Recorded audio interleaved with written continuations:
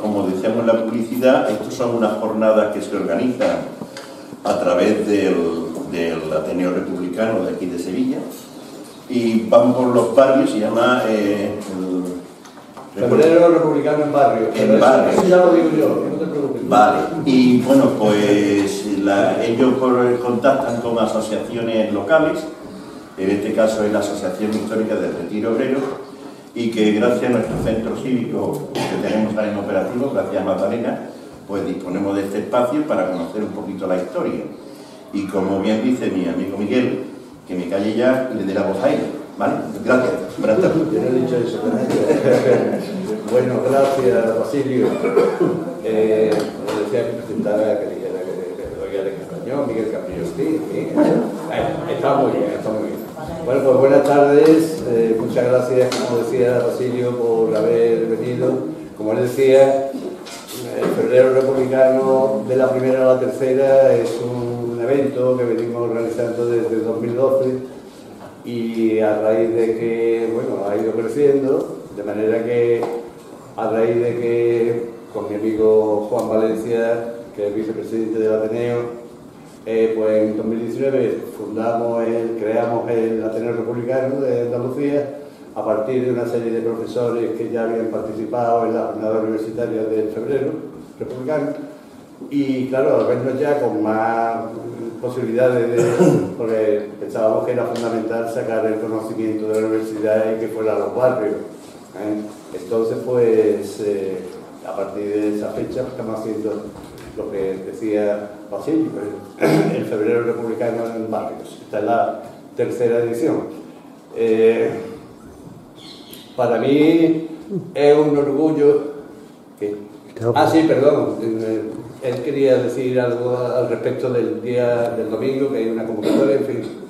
Sí, me vais a permitir, como veis en la mesa hay una cofilla, un pañuelo palestino, porque estamos viviendo una barbarie inhumana, como es el genocidio del pueblo palestino, con una disparidad muy grande, porque los pueblos están con las víctimas, con el pueblo palestino, mientras que los gobiernos parecen estar de parte del verdugo, de un Estado racista, de apartheid, sionista, inhumano, como es el de Israel, con esa matanza tremenda que está haciendo.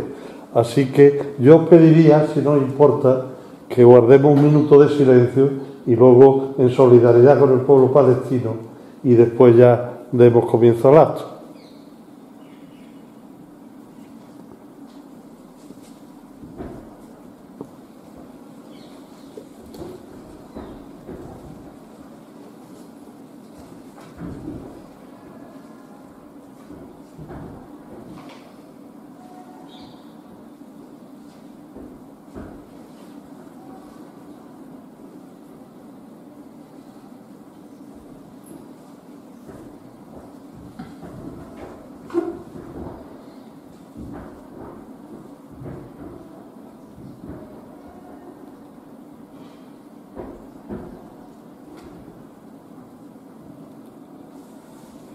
Muy bien, muchas gracias. Esperemos que la matanza se detenga ya.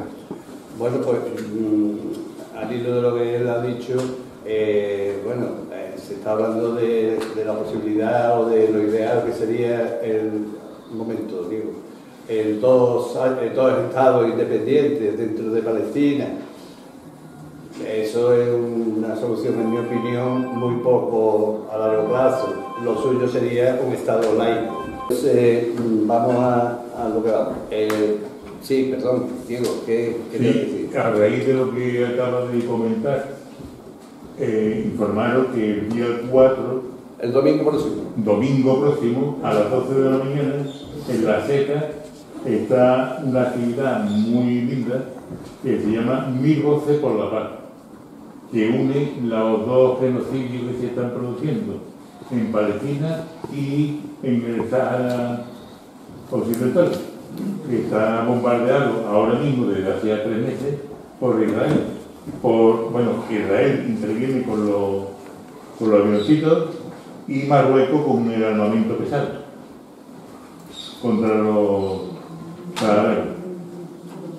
Gracias, Diego.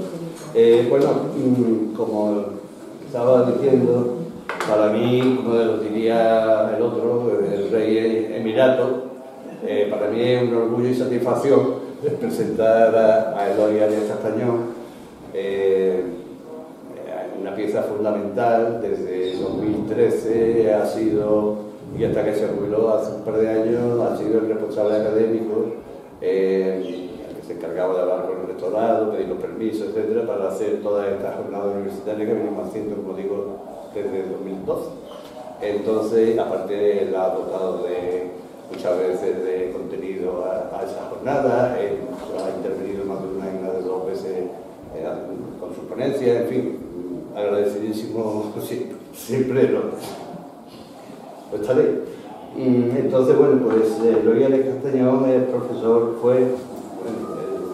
está jubilado, bueno, es profesor titular de Historia Contemporánea en la Universidad de Sevilla y realizó su trabajo de investigación sobre el republicanismo federal y la vida política en la Sevilla del sexenio democrático. Sobre el republicanismo federal del sexenio democrático, obteniendo el premio del Ayuntamiento de Sevilla a la mejor tesis de licenciatura. Yo supongo quizá que sea el fruto de aquella tesis. Ahora sí, este libro, para quien quiera profundizar en el tema que nos ocupa hoy, se lo recomiendo encarecidamente. Estará descatalogado, supongo, y tal, pero en la biblioteca pública seguro que lo encuentran. La Revolución de 1868 en Sevilla, el título de la ponencia de hoy. Como decía, bueno, también realizó la tesis doctoral sobre el sexenio democrático en Sevilla, por la que obtuvo el premio extraordinario de doctorado. La Primera República en Sevilla tiene una serie de publicaciones. Una es La Primera República en Sevilla, editado por el Secretariado de Publicaciones de la Universidad de Sevilla en 2009. El republicanismo federal, organización de partidos y alternativas de revolución política en el sexenio democrático, Sevilla 1868-1874, editado en revistas de historia contemporánea. Otro es Notas para el estudio del republicanismo andaluz del siglo XIX, el Pacto Federal de Córdoba. Eso está editado por la revista histórica, Archivo Hispalense, revista histórica, literaria y científica. Republicanismo y Autonomía, el periódico La Prensa de Écija, en las actas del tercer congreso sobre el andalucismo histórico. En fin, tiene diversas publicaciones y para nosotros es un lujo contar con él hoy como especialista que es en el tema que os interesaba, que lo que solemos hacer en estas jornadas que decía Basilio, pues es eso, ofrecerle a las asociaciones vecinales que nos acojan una charla sobre el tema que ellos quieran. En el Perno Sur hemos dado una charla sobre la sanidad pública, sobre los apagones, en otra asociación sobre los apagones de Endesa al barrio. En Bellavista a esta hora se está desarrollando una mesa redonda donde se hablará de democracia, república y federalismo, si no recuerdo mal. En fin, en los distintos barrios, pues vamos. Y me ha dicho también que él, aunque ya se ha jubilado, sigue vinculado al febrero republicano de la primera a la tercera a través de un comité científico que se creó hace 2 años, un comité científico formado por profesores de la universidad, tanto de la Olavide como de la de Sevilla, como un profesor de la Universidad de Córdoba, para dotar de contenido a las jornadas universitarias. Y él, pues, es uno de miembros de ese comité científico. Pues ya me cayó, Eloy. Que nos conocemos ya de hace años, sí, y hemos trabajado en muchas cosas juntos, ¿no? Y también gracias a la organización por haberme invitado a esta conferencia, y comenzamos. Y ahora la verdad es que no hablo en público desde hace 2 años que me he jubilado, con lo cual estoy verde, he perdido flexibilidad, así que Esto es como montar en disculpen un poco, ¿no? Bien, vamos a comentar esta cuestión, que para mí evidentemente en este tiempo que he dedicado es apasionante, y realmente el tema en sí mismo lo es, aunque no sé si siempre ha sido percibida así por otros colectivos, ¿no? Titulo así la Revolución 68 expectativas, porque generó unas expectativas gigantescas generó unas expectativas de revolución y al final se quedó en agua de borrajas, en gran parte, ¿no? Y evidentemente la ilusión que generó llevó incluso, veis un poco ahí una serie de conceptos, de palabras claves que serían lo que es la 68, la gloriosa. Fíjate que casi que atrevimiento, la gloriosa fue la revolución inglesa del siglo XVII. Perdón, no se escucha, ¿eh? Sí, ponemos el micrófono. Sí, pero no se quizás sea escucha. mejor, sí.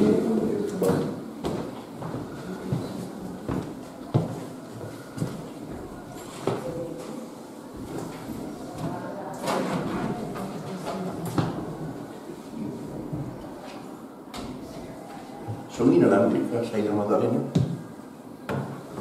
sé si será. Sí, sí. No, no. Pero es que quizá ahí, ¿no? Este segundo. Y a ver, no, pero espera, no sé si tiene. Vale, a ver si tiene para conectar. Pues a ver quién está encendido ahí. Voy a entenderlo.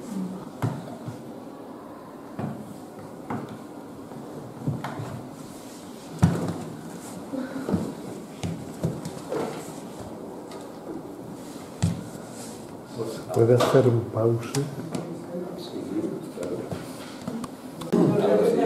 Sí, ¿se escucha ahora? Mucho mejor. Bien, comentaba que la Revolución 68 tendrá este apodo más común de la septembrina, especialmente la gloriosa, revelando un poco las expectativas que había generado, y evidentemente la gloriosa lo que sobre todo nos remite es a la revolución por antonomasia, que es la Revolución Británica del siglo XVII, que evidentemente supone un cambio drástico respecto al antiguo régimen. No es el caso de esta, que el cambio al final no va a ser tan drástico, ni mucho menos. Hay un debate al respecto sobre si esto fue una revolución. Evidentemente esta revolución abre camino a una etapa que se llama el sexenio democrático. Hubo un tiempo que se utilizaba mucho la expresión sexenio revolucionario. Realmente se ha preferido ahora reducir al sexenio democrático porque el revolucionario no tiene muchas cosas, ¿no? Hay algunas, pero no muchas. Y os pongo ahí ese de año 67, 1867, annum mirabilis del constitucionalismo, porque en ese contexto de los años 60 realmente el cambio fue mundial. Los cambios de establecer constituciones van desde después de la guerra civil en Estados Unidos, que hay una revitalización del sistema federal, a la República Mexicana que se refunda, a la Revolución Meiji del 68 en Japón y, por supuesto, a Europa en pleno, ¿no? En ese contexto, digamos, la Revolución Española tendría un carácter que es que todo un sesgo democrático que no fue muy común. En ese sentido, España fue una avanzadilla, ¿no? de adoptar una perspectiva de sufragio universal, masculino. En ese sentido fue una innovación casi total, eso abundaba poquísimo, y sobre todo que esto después derivara hacia la República. Un intento de monarquía parlamentaria, que realmente también era una novedad muy fuerte en Europa, lo que existían realmente eran monarquías más bien constitucionales, pero no parlamentarias, que es el caso de la monarquía que se intentó crear con el María de Saboya. Y después la Primera República, pensemos que en aquel contexto en Europa solo había dos repúblicas, que era la República Suiza, en el contexto mundial, la República Norteamericana y las Repúblicas Sudamericanas, y la otra república es la francesa, que había comenzado con una perspectiva muy autoritaria. En ese sentido, comenté un poco de que el contexto internacional realmente sería un contexto de cambio, y España en ese caso fue muy novedosa porque implicaría un cambio hacia una democracia. Si España tuvo un primer intento de democracia fue el que trajo la Revolución 68. El drama es que eso quedó en una democracia coja, porque al final, no tanto en la teoría, porque también la teoría tenía desajustes, pero sí en la práctica, la política no cambió gran cosa. Pero sí en que al menos nominalmente se reconocieron derechos y libertades, sufragio universal masculino y toda una serie de postulados que son fundamentales en un proceso democrático, ¿no? Hay un debate sobre, ya se les comentaba, cómo se evoluciona la primera Revolución 68, un provisional, la dificultad de montar una monarquía después del derrocamiento de Isabel II y el fin de los Borbones en España. En este contexto, el intento de montar una monarquía parlamentaria que costó muchísimo y al final se logra crear con Amadeo Saboya, pero que desgraciadamente no cuajó, no por culpa, porque si Amadeo Saboya hubiera sido rey, hubiera sido el mejor rey de España, pero no tuvo la suerte no la habilidad, porque realmente hay alguien muy bien preparado, la habilidad realmente para poder montarla. Y después el intento de una primera república, a ver, por ejemplo, os comento. Siempre hay vamos a ver un poco, estoy un poco imaginando que voy a hablar, las polémicas urgentes en las causas, que creo que es muy importante porque surge la Revolución 68, el pronunciamiento de la revolución, la formación de juntas revolucionarias y después la movilización popular y el triunfo de los... en el caso de Sevilla, esto va a ser el triunfo de los republicanos de forma extraordinaria, ¿no? Bien, hay un debate sobre esta cuestión. No coge, queda cortado. Sí, pero eso es por el proyector.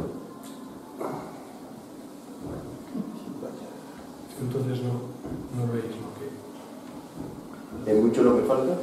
Faltan 4 o 5 líneas. Pues hablaremos sin eso. Hay que disminuir el tamaño. Sí, pero ya se me espalda. Yo eso... Bien, pues vamos a hacerlo así. En ese texto habría una frase que yo la sigo acogiendo después de tantos años, que es la que había dado José Fontana, viendo el 68 no como una revolución, sino como un golpe de Estado disfrazado de revolución, en el que la clase política se vio precisada a utilizar a la masa popular para hacerlo triunfar. Es lo que falta un poco en esta transparencia, que es un poco ese debate. En todo caso, ese pronunciamiento de revolución realmente formaba parte de un sistema típico de cambiar las cosas en España. Es decir, en España, la monarquía constitucional de Isabel II, en principio debería funcionar, con un sistema liberal, debería funcionar en proceso de elecciones. Aunque las elecciones fueran censitarias, lo lógico es que hay elecciones, sale una mayoría parlamentaria y de ahí sale el gobierno, se forma el gobierno. Este es un sistema liberal. Se funciona de abajo arriba, primero hay elecciones, no importa que sean censitarias, también un sistema censitario en aquel contexto tendría importancia, es la representación de la ciudadanía en aquel contexto de censitarismo, pero el tema es que funciona de abajo arriba. Hay elecciones, de ahí sale una mayoría y la mayoría evidentemente forma el gobierno. Bien, pues en España las cosas funcionan al revés. Lo importante no es ganar las elecciones, sino lo importante es tener el favor real. El favor real nombra el rey tiene unos favoritos, en este caso Isabel II tiene unos favoritos, nombra a alguien primer ministro, presidente del gobierno, convoca las elecciones y quien convoca las elecciones las gana. Con lo cual el poder viene siempre de arriba. Isabel II tuvo una deriva de que siempre elegía a líderes muy conservadores. Nunca llegó al poder un líder progresista, ya no digamos el Partido Demócrata, sino que ni siquiera los progresistas llegaban al poder porque a Isabel II no le gustaba. Llegó a Isabel II por personalizar, porque realmente es más bien la camarilla que está en torno a Isabel II, o sea, el poder fáctico que está detrás de Isabel II.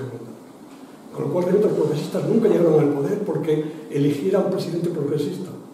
La única forma que tenían los progresistas de llegar al poder era mediante su elevación.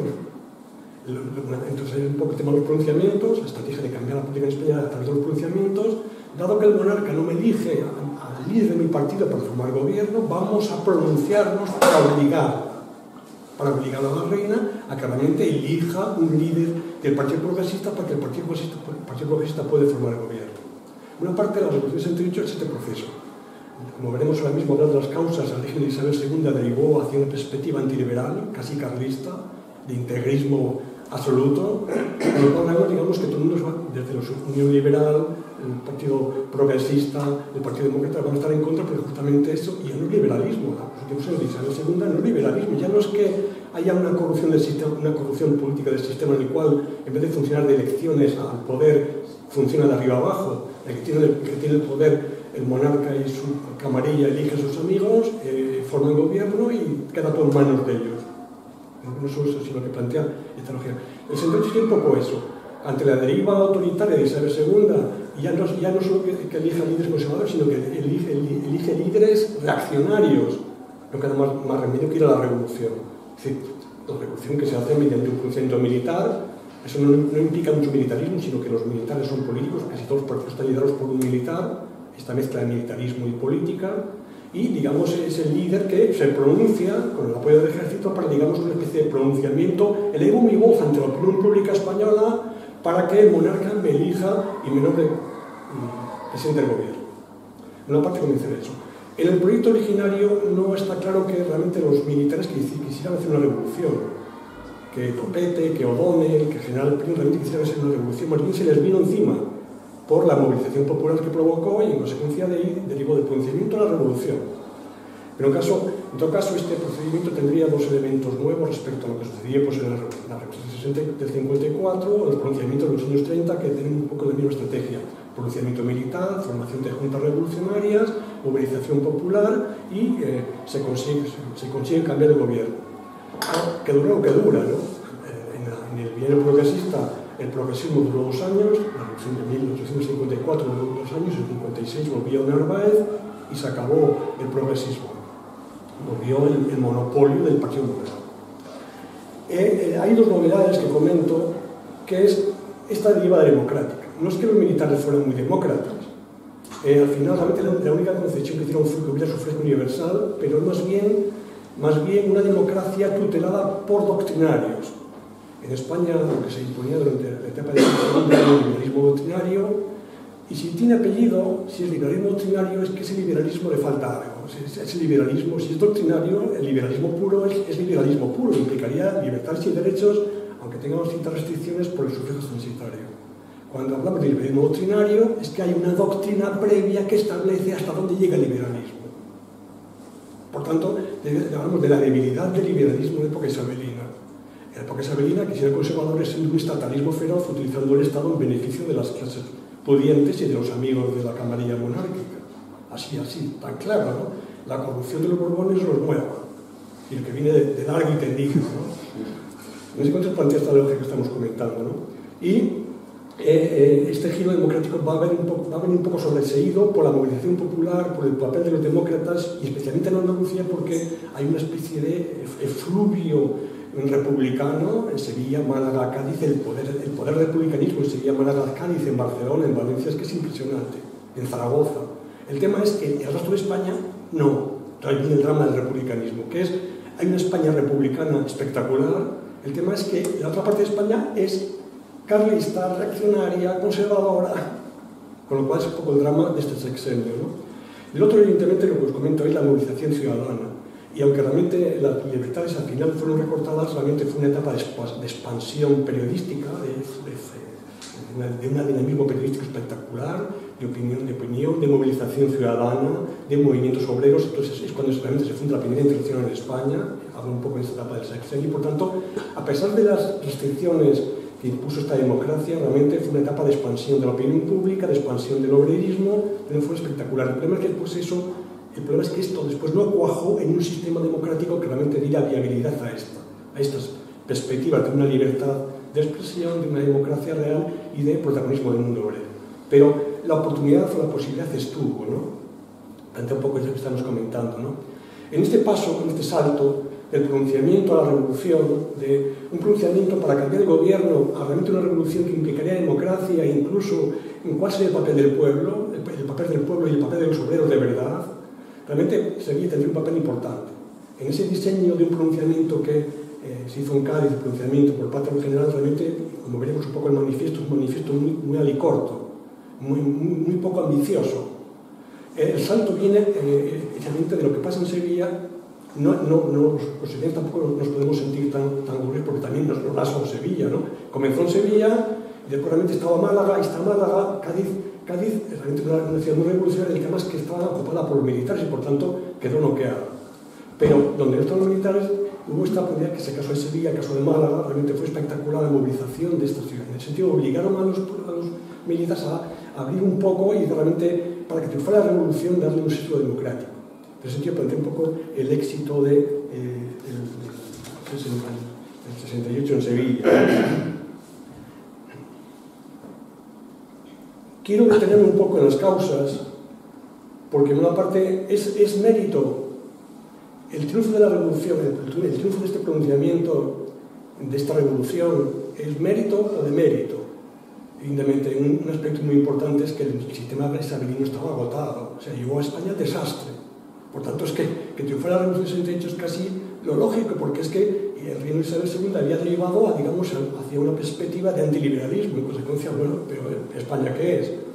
Entonces es muy importante las causas económicas, causas sociales, causas políticas, el papel de los intelectuales generando la opinión pública en los años 60 antes de la Revolución 68, crear, digamos, como un mundo social de intelectuales, de opinión pública en ciertas élites que realmente crean el caldo de cultivo para que venga la revolución. O sea, para que esté preparado el cambio, el derrocamiento de Isabel II y el cambio. Tiene que haber cambio sí o sí, porque esto no tiene salida.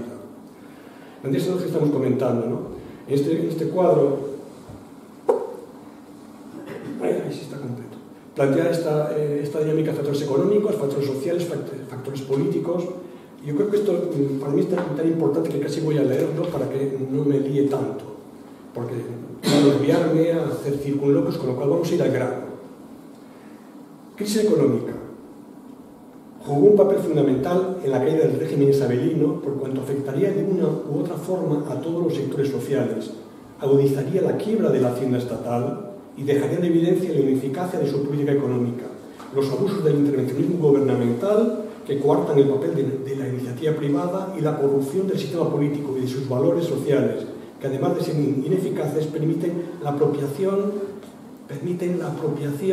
privada de lo público. Nos suena, ¿no? En Sevilla, la crisis económica de 1866 puso de relieve la debilidad de un andamiaje. Quiero hacer un pequeño paréntesis. Es que cuando ha dicho usted suena, a muchos creo igual no le han sonado. Que hablamos de inmatriculaciones, ¿verdad? Quería hacer el subraya. De inmatriculaciones y de toda la corrupción si alguien pide disculpas de la relación pública, no son inmatriculaciones, ya es descarado, ¿no? Pero incluso la vida política, pensemos que el PP vive del presupuesto público y los medios de comunicación de Madrid están financiados por el presupuesto público, pero son medios de comunicación privados. Evidentemente, ¿por qué el mundo está como está? Porque recibe una subvención, entonces esa apropiación de lo público por parte de algunos sectores sociales. Bueno, pues eso sí lo hemos cambiado. Pido disculpas a la interrupción, pero quería interesante ese paréntesis. Sí, estupendo, lo agradezco. Sigo, en Sevilla, la crisis económica de 1866 puso de relieve la debilidad de un andamiaje económico que llegó a tener 24 entidades financieras. El ejemplo más espectacular de los efectos de la crisis financiera hispalense se daría con el hundimiento del crédito comercial que arrastraría en su caída al Banco de Sevilla. La quiebra de estas entidades revelaba no solo las dificultades económicas existentes en la crisis financiera, sino la profunda corrupción e inmoralidad que la acompañaban, en medio de una cadena de litigios que impidieron la recuperación de la confianza, mientras sus accionistas, modestos, contemplaban atónicos cómo el fruto de sus ahorros y sacrificios se perdía sin remisión. Como apuntan Luis Barrera y Rafael Luque, dicho banco, el Banco de Sevilla, que administrado honradamente habría podido ser fuente de vida y riqueza por la forma en que se gestionó, tan solo fue la ruina y desesperación de unos modestos comerciantes y el freno para el desarrollo hispalense. La desconfianza hacia los establecimientos de crédito y ahorro derivada de dichos episodios fue absoluta en Sevilla y tuvieron que pasar muchos años para que en la ciudad se olvidaran los recelos y temores hacia la banca. No es extraño que con la llegada de la Revolución de septiembre del 68, uno de los principios básicos era precisamente la regeneración ética y moral del país. Formaban parte de las instituciones revolucionarias sevillanos, tanto comerciantes y pequeños industriales, y profesiones liberales, médicos, abogados, muchos de ellos implicados directamente en el desastre. Muchos de estos realmente habían perdido sus ahorros en ese desastre del Banco de Sevilla, de esa corrupción financiera. A esto habría que añadir además la crisis ferroviaria. Los resultados económicos de la explotación del ferrocarril en Sevilla-Córdoba no pasaron de ser mediocres. Dicha compañía podía pagar dividendos gracias a las subvenciones, lo privado con subvenciones, gracias a las subvenciones provinciales. Es decir, se montaban compañías para realmente tener subvenciones públicas, pero realmente la compañía no era rentable, era simplemente para cómo tengo dinero público. Pero las perspectivas no eran muy prometedoras en principio. La explotación de la línea Sevilla-Jerez-Cádiz era más rentable, pero la búsqueda de más beneficios llevó a una política financiera poco ortodoxa y a una política de expansión inadecuada, como fue la adquisición de la concesión de la línea de Sevilla a Mérida, lo que llevó a la quiebra de la sociedad explotadora del ferrocarril con ocasión de la crisis de 1866. Otros accionistas, otra gente que se quedó a verlas venir. Por lo que respecta a la otra faceta de la crisis, la de subsistencias, la que realmente implicaba el hambre de la gente, la subsistencia me imagino que se refiere a los alimentos, y mientras hay malas cosechas, faltan alimentos y por tanto la gente no tiene que comer. Eso se llama crisis de subsistencias. Quizá convendría situarla en el contexto en el cual va a desarrollar a través de la retrato que hace Antonio Miguel Bernal sobre una situación en la que después de los cambios revolucionarios ha quedado consolidada una gran propiedad burguesa y nobiliaria en medio de una masa ingente de campesinos que no habían cesado de multiplicarse en los 30 años antes de 1868, siendo sus características gran propiedad, abundancia de mano de obra, pauperización e indigente, con salarios exiguos, poco trabajo y falta casi total de capitalización y transformación de una agricultura tradicional. Con un panorama estructural como lo apuntado, no fue extraño, según Bernal, que la crisis agraria acabase provocando una auténtica crisis social. Las pésimas cosechas del verano de 1867 y las abundantes lluvias tempranas de otoño culminaron en la tradicional crisis de subsistencias de 1868, con la consiguiente carencia de alimentos y subida de precios, acompañada de la reducción de superficies cultivadas. Además, los propietarios no se arriesgaban a exponer sus capitales con unas cosechas que no sabían si podrían recolectar, con la consiguiente falta de trabajo y caída de los salarios. Como concluye dicho autor, el panorama en la primavera de 1868 era calamitoso de manera general y la situación se hizo insostenible. Más que escasez, la crisis de 1868 fue de hambre, de esas hambres espectaculares de otras épocas que se pensaban pasadas. Aquí está, digamos, el humus de la movilización popular a favor de la revolución. Falta trabajo, hambre, salarios, y también está, digamos, la base de la masa obrera, que fue espectacular y que tuvo un despliegue de la Primera República obrera. El drama es que los políticos no quisieron una república obrera, y ahí fue el fracaso. Fue el fracaso de no querer una república burguesa, ¿no? La república era obrera o no iba a ser república. Y aquí está la base de esa perspectiva obrera, ¿no? Esto que estamos comentando, ¿no? Aquí me interesa estar el caldo de cultivo para que cuando venga el pronunciamiento la gente quiera más y obliga realmente a que esto vaya hacia la democracia, que después vamos a ver cómo el poder se encarga de que las cosas vuelvan a su sitio, ¿no? Junto a estos factores económicos deben citarse en la génesis de la Revolución del 68 los factores políticos ideológicos con el cuestionamiento del sistema político isabelino y las propuestas de otras alternativas en las que políticos e intelectuales están interrelacionados. Debe destacarse el protagonismo de los intelectuales. Pensemos en el caso de Sevilla, esos años fue espectacular. En aquel contexto Sevilla era puntera en el ámbito intelectual español y las corrientes filosóficas españolas llegaron a España a través de Sevilla. Bueno, pues aquí están colaborando en las revoluciones. Es Federico Rubio, es Antonio Machado de Núñez, el abuelo de los poetas, de los Machado poetas, el abuelo aquí está, trayendo el positivismo a España a través de la Universidad de Sevilla. Pues ahora lo vemos, con su propia implicación como políticos, pero también, sobre todo, por la importancia que adquiere la fundamentación filosófica de los principios políticos, es decir, la fundamentación de la democracia, que sirven para la crítica del doctrinarismo isabelino y de la justificación de las ideas democráticas que se presentaban como una alternativa. Frente a la proclamación de Donoso Cortés, un líder del moderantismo, del doctrinarismo isabelino, de la soberanía de la inteligencia del doctrinarismo, ¿no? Del conservadurismo más retrógrado, ¿no? En la época dorada del liberalismo doctrinario se produce en los últimos años del régimen isabelino una auténtica deserción de los intelectuales. Yo no quiero ser intelectual doctrinario. Voy realmente a empezar a leer a Hegel y voy a traerlo a España. Y voy a leer a Comte y voy a traer el positivismo a España.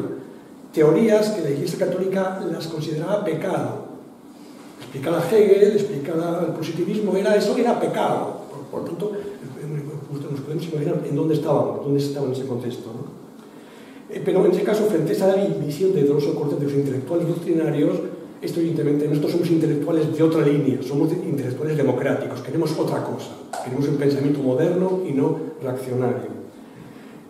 Pasa ahora a defender nuevas corrientes de pensamiento, a reclamar reformas y a apostar por los regímenes políticos de las libertades y que ha sido incluso en la llamada generación de 1868 o demócratas de cátedra, de que viene un poco Castelar, los demócratas de cátedra.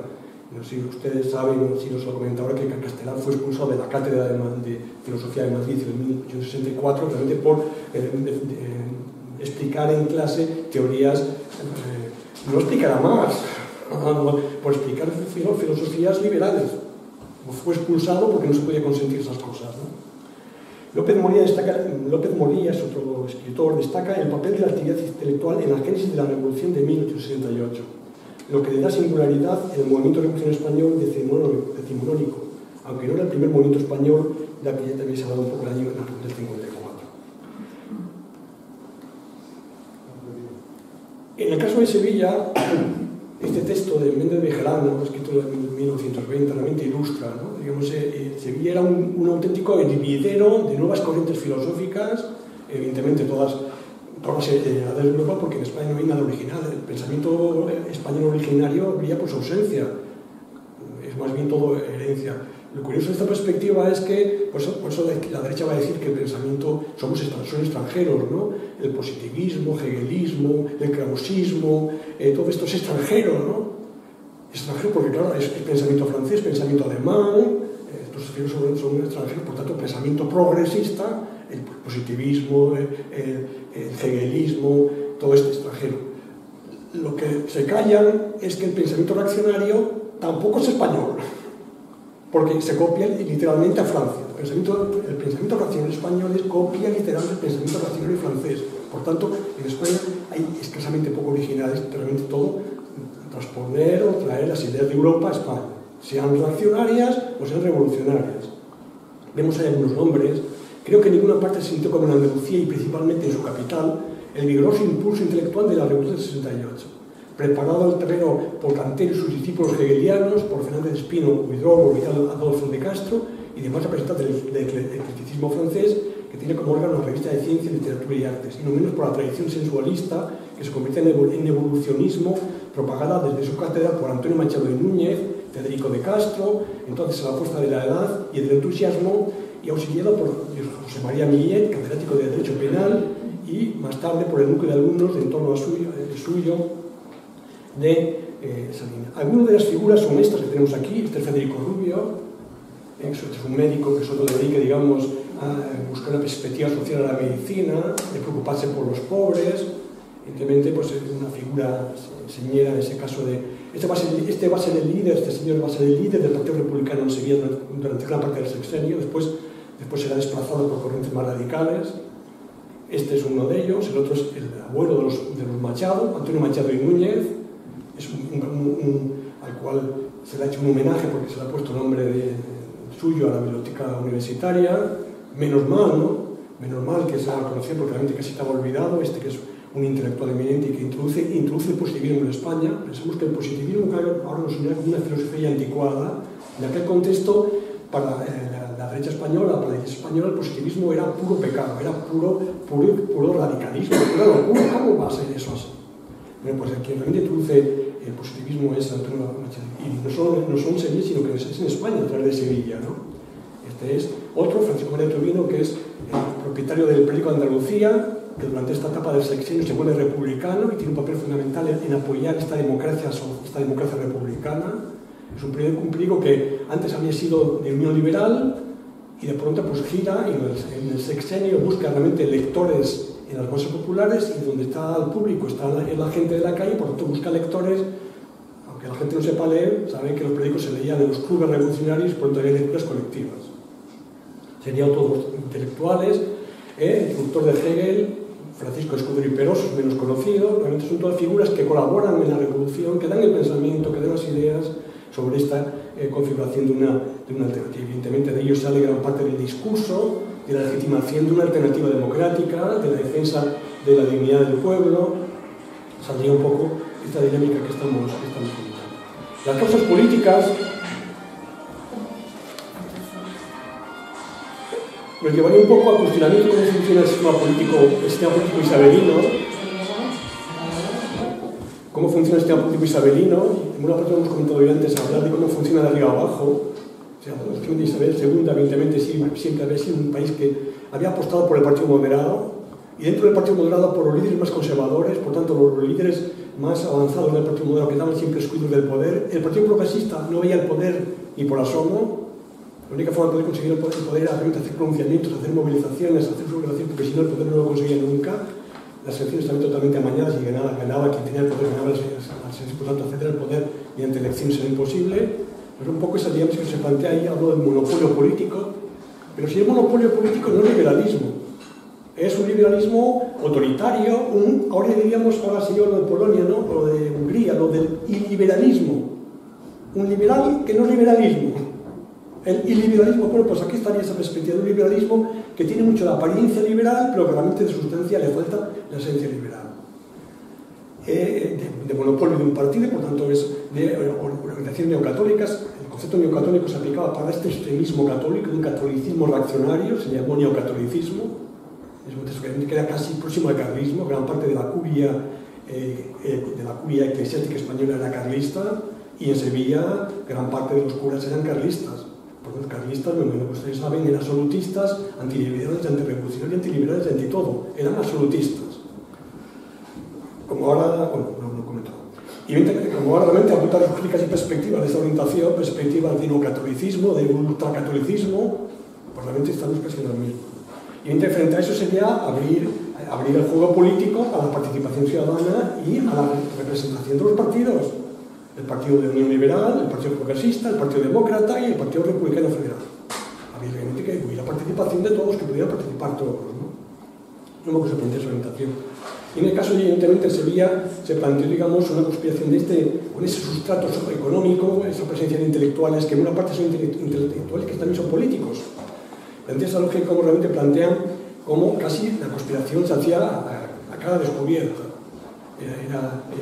Claro, ¿por qué? Porque Sevilla tenía un activo favorable, que es, no se ve ahí, aparte del apoyo de este gran terrateniente, de este comerciante, que es Tomás de la Calzada, que realmente es un líder de Unión Liberal, pero que raramente tiene una visión, no progresista, porque es de Unión Liberal, no es progresista, pero también sí que tiene una visión, digamos, moderna. En consecuencia, realmente, él contribuye de forma importante a financiar la sublevación. Y él no aparece ahí porque no se ve bien, pero hay otra figura que es el duque de Montpensier, que tiene su corte en Sevilla y que incluso pretendería estar casado con la hermana Isabel II y que realmente sería el rey de España. El duque de Montpensier sustituirá a su cuñada Isabel II, que era impresentable, es decir, llevó la monarquía española isabelina un desastre, pues dar una monarquía un poco menos autoritaria, menos carlista, menos autoritaria, ¿no? Y en este sentido plantea esa orientación. Quiero que nos detengamos un poco en esto. En aquel contexto de inspiración, de conspiración, en los comienzos de 1868 vino a Sevilla Adelardo López de Ayala, que es un poeta reconocido en aquel momento, y a su viaje de secretos fines políticos se le vio la celebración de un acto literario de cierta resonancia que estaba consagrado a enaltecer la memoria de esa gloria del teatro español que se llama Calderón de la Barca. A ver hacia dónde vamos. El 17 de enero de aquel año, en una selecta y numerosa concurrencia en el que figuraban los duques de Montpensier y la condesa de París, congregábase en el Teatro de San Fernando para asistir a la representación del inmortal alcalde de Zalamea que acababa de refundar Ayala. Era alcalde de Zalamea. ¿Recuerdan ustedes, no? Y para terminar el espectáculo se estrenó una loa a Calderón con el título de La Mejor Corona. Se trata de una obra colectiva firmada por Adelardo López de Ayala en colaboración con toda la plana mayor de los escritores locales, en la que intervienen, que no sé si ven ahí, los personajes de España, el entusiasmo, el indiferentismo y los más selectos personajes del teatro calderoniano. Y todos los convocados por el entusiasmo concurrían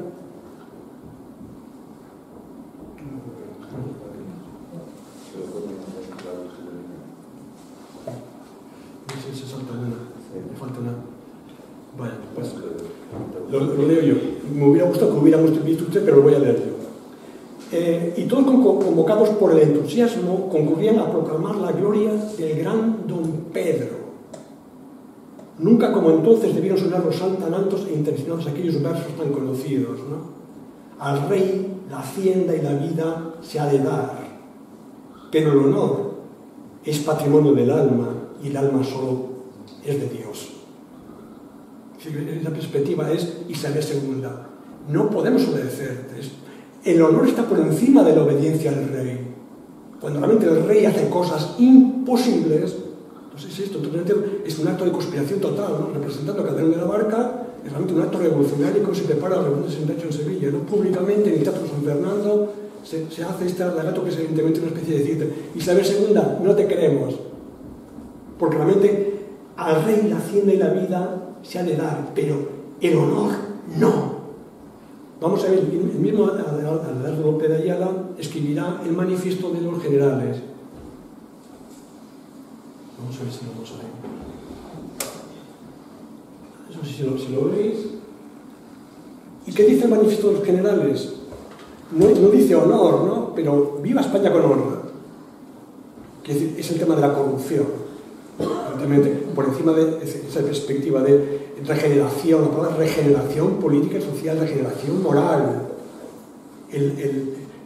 la honra, el honor, formar parte de esta dinámica. Bien, en ese contexto, digamos, se va a plantear el proceso revolucionario que tendría dos vías.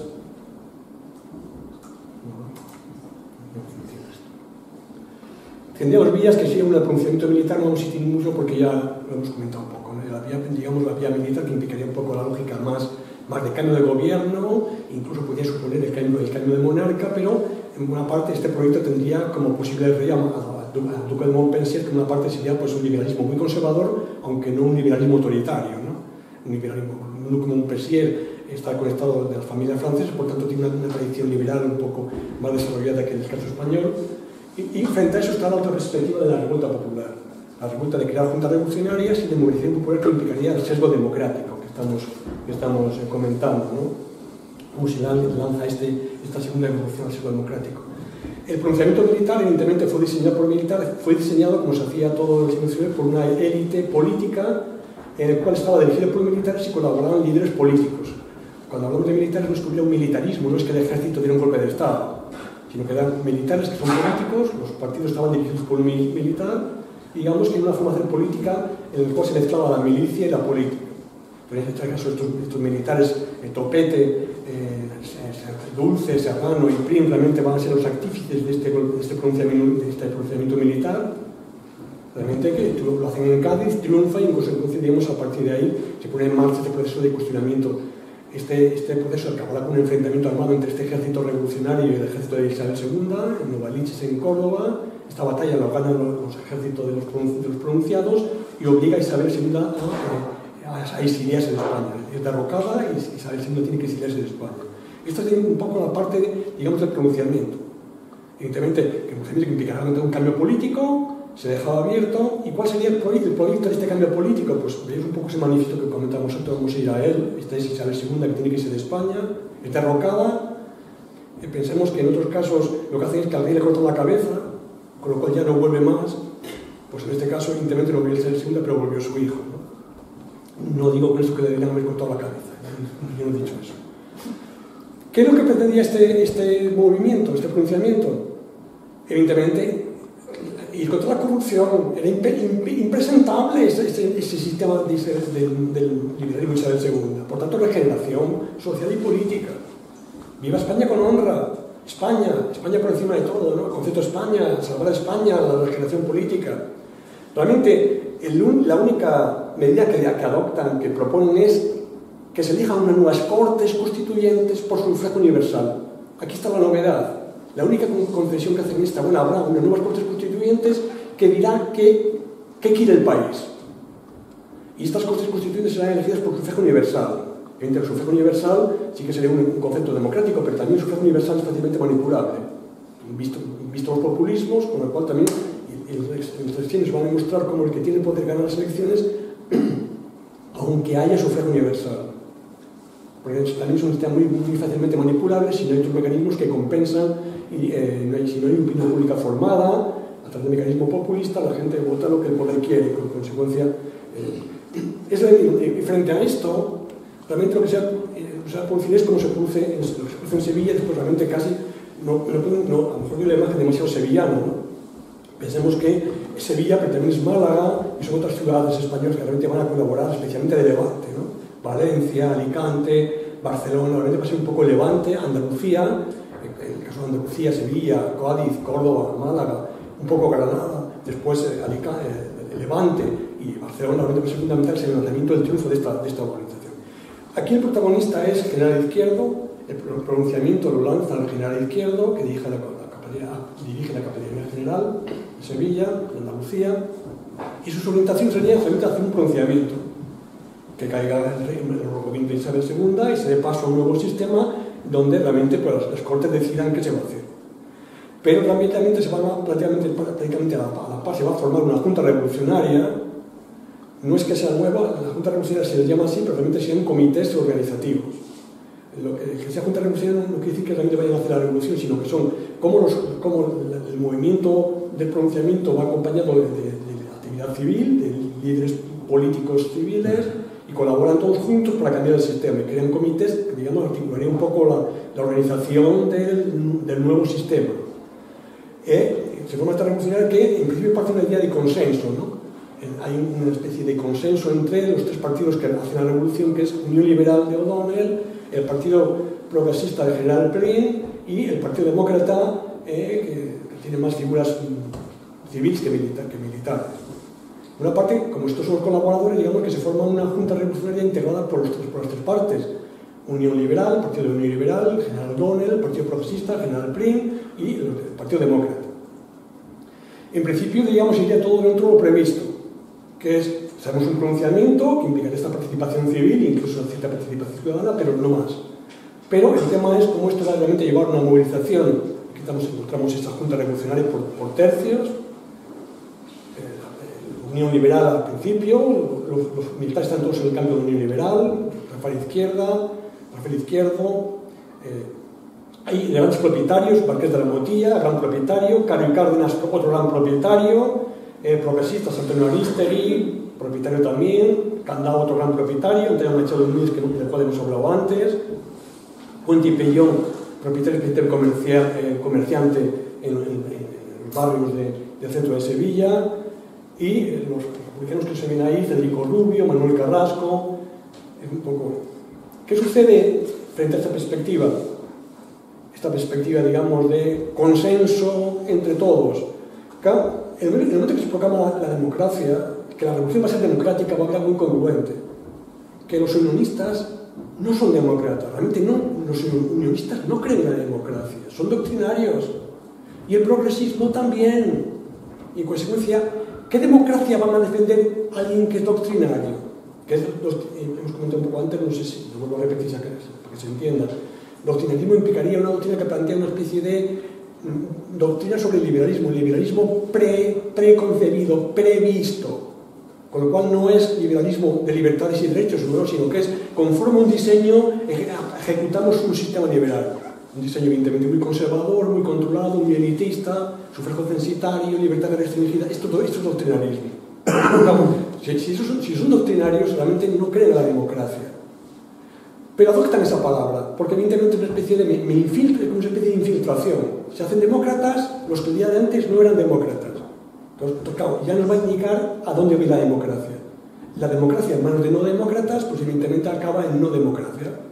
Aparentemente democracia, aparentemente hay libertades y derechos, hay sufragio universal, pero de facto ahí brilla la ausencia de libertades y derechos y brilla el poder realmente del pueblo. Pero enseguida se va a dar una dinámica que es que esa dinámica que es una paradoja en una parte de la revolución, que sería la revolución nacional, ¿no? Todos juntos para salvar a España. No importa la ideología, da igual que seas de derecha, de centro, de izquierda, todos juntos para salvar a España. Esa es un poco la filosofía de la revolución, del consenso revolucionario, ¿no? El tema es que al final, claro, a España se le ve muy distinta.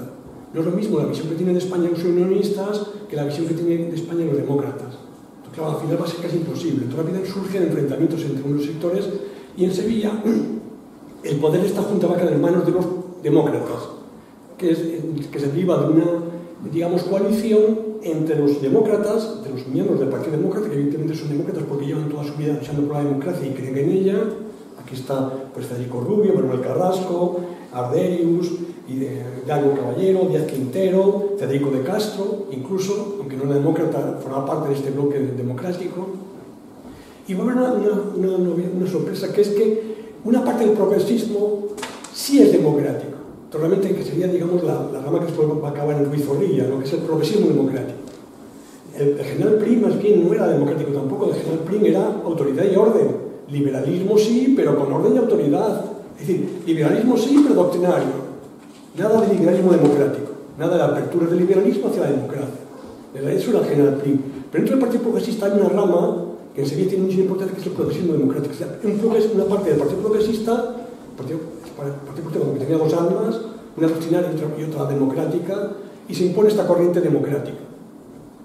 Los progresistas democráticos se alían con los demócratas para realmente plantear un control de la Junta, y esta es realmente la que da un programa mucho más radical, mucho más democrático, que es la que todo el mundo conoce, bueno, como se ha oído hablar al menos del programa democrático de la Junta de Sevilla. Deriva de esta alianza de una escisión del Partido Progresista, del progresismo democrático, que salía con el Partido Republicano realmente para defender esto, para defender realmente falta de dinero. Si adopta políticas radicales, pues significará que los ricos no pagan impuestos y los ricos no ayudan económicamente para que el ayuntamiento haga obras públicas y lo elemental, ¿no? Porque realmente el ayuntamiento no queda más remedio, vía esta presión de los ricos, de que lo que dan dinero es que dar marcha atrás y cambiar su gestión hacia una perspectiva mucho más moderada. Nada de revolución, sino moderantismo. O sea, revolución moderada, liberal, tranquila, a espera de que las Cortes Constituyentes construyan la nación. Y por supuesto la milicia, los luchadores de la libertad deben ser disueltos. Deben ser desarmados y disueltos. Y donde se resisten, en el caso de Sevilla, los líderes realmente convencen, los líderes que no dejan de ser burgueses convencen a los milicianos de que dejen sus armas, abandonan las armas y por tanto la milicia hace una desarmada sin un tiro. Pero en Cádiz y en Málaga la milicia se resiste a ser desarmada, porque ahí está el poder popular. ¿Dónde está el poder popular? En los voluntarios de la libertad, en el pueblo en armas, que es artesanos, obreros con armas. En ese caso, Cádiz y Málaga se rebelan, se niegan a entregar las armas. ¿Qué es lo que hace el gobierno revolucionario? Manda el ejército y los milicianos gaditanos y los milicianos malagueños van a ser aniquilados por las armas. En aquel contexto es donde, antes podemos hacer realmente rico, donde Lucía dice, pero ¿qué revolución existe en España, no? Donde apenas alguien se mueve y lo acusan de ser un caos, un desastre, ¿no? Cuando revolución violenta fue la británica del siglo XVII, revolución británica fue la revolución francesa del 89, que murieron miles de personas, pero en España, ¿quién murió? ¿Qué violencia hubo aquí? En ese caso la violencia fue no contra los dictadores, contra los autócratas de Isabel II, sino que la violencia fue contra los milicianos gaditanos y los milicianos malagueños. Señores del pueblo, ver, escuchar, obedecer y callar. Que aquí ustedes no tienen protagonismo. Elijan un diputado, pero nada más. Antes de lo que estamos comentando. Y en ese contexto, evidentemente, no quiero comentar ya más, evidentemente va a haber elecciones, y en ese caso las elecciones, en ese contexto de movilización, van a ser, digamos, las únicas casi limpias que hay en el contexto de la sesión somestre, que hay una especie de desconcierto del poder, todavía el poder de Madrid no controla todo, aunque al final las elecciones generales las gana él. Pero permite que haya ciertos islotes de poder local. En el caso de Sevilla, naturalmente, esta movilización popular en que se concluye en un triunfo arrasador del Partido Republicano en las elecciones municipales. En las elecciones municipales el Partido Republicano arrasa, en que Sevilla Capital obtiene los 45 diputados, los 45 concejales son todos republicanos, y le saca una distancia abismal a los partidos monárquicos. Y en el contexto de la provincia, prácticamente el 40% de los municipios sevillanos serán republicanos. Ahí están las movilizaciones populares republicanas. En el momento que hay un poco de libertad, la gente vota república, por lo menos en la mitad de la provincia de Sevilla. Y mientras ahí surge esta perspectiva que estoy comentando del triunfo de la revolución, ¿no? Del Partido Demócrata, que realmente se organiza, clubes, milicias, ciudadanas, escuelas, que se organiza la organización popular, en toda esta opinión pública, el papel de la prensa, íntimamente, y llegará una exaltación de, y creo que conviene empezar a necesitar esto, la exaltación de una gran manifestación republicana el 22 de noviembre del 68, con este lema, curioso, ¿no? República Federal, Unión y Fraternidad, Cantón Andaluz, noviembre de 1868. Esta manifestación es narrada por los periódicos, en el caso de Andalucía, hace una descripción minuciosa de quién forma esta manifestación. El periódico El Porvenir, que es monárquico, habla de 18.000 o 20.000 asistentes. tiene tela eso. Evidentemente plantearse cómo se plantean estos grupos locales, el Hino de Riego, la Pere del Álamo, evidentemente plantea todos los barrios, tienen esa perspectiva de que participan en la asociación de tejedores. Por ahí aparecía el barrio de la Macarena, también tenía la parroquia de San Gil, el barrio de la Macarena, tendría también su participación en esta manifestación republicana. Realmente pues plantea y comenta el periódico Porvenir, que es monárquico, ¿no? Ayer tuvo lugar la manifestación republicana que se venía anunciando desde el día que se publicó en Madrid el Manifiesto de Conciliación de Madrid, donde el gobierno apostaba por la monarquía, ¿no? El acto ha sido imponente por el número de las personas que tomaron parte directa en él. El número de las versiones más acreditadas hacen subir de 18 a 20.000 hombres y solemne por el orden y compostura que se verificó. El pueblo de Sevilla ha dado la más elocuente prueba de ser un pueblo culto y perfectamente educado para la libertad. Y el día siguiente vuelve a insistir el porvenir. No permite verlo. Bueno, evidentemente, después de esa orientación, el triunfo republicano en las elecciones municipales en Sevilla Capital fue arrasador. 14.000 votos frente a 1.900. Por tanto, sale un ayuntamiento plenamente republicano. Y en el contexto de la provincia, como os comentamos, más o menos el 40% de los ayuntamientos de la provincia, poblaciones como Alcalá de Guadaira, El Aral, Constantina, Lebrija, Lora del Río, Marchena, Carmona, Osuna, Paradas, Villafranca de los Palacios, realmente tiene mayoría absoluta los republicanos, y en otros pueblos también tienen realmente, y encontramos un poco los que tienen esa presencia republicana. Y evidentemente en las generales ganan también los republicanos. De 12 diputados que tiene la provincia de Sevilla, los republicanos sacan 11, y el otro es Rivero, que es un diputado demócrata próximo a los republicanos, que va por Écija, donde él tiene su feudo. Por tanto, es un triunfo político espectacular de los republicanos. El tema es que Sevilla, y es Málaga, y es Cádiz, y algunas cuantas provincias más. Al final, ¿quién gana las elecciones?